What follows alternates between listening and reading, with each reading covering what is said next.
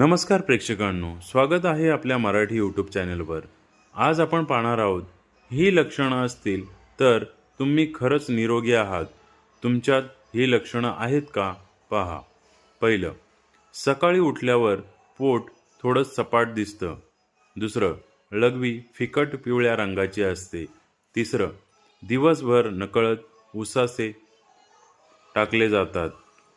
चौथं, शौच पाण्यात बुडतो, तरंगत नाही। पाचवं, भूक लागली की पोटातून आवाज येतो।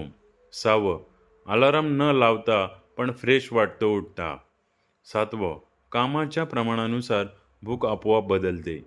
आठवं, जेवणाच्या मध्येही ऊर्जा स्थिर राहते। नववं, थंडी इतरांपेक्षा जास्त सहन होते।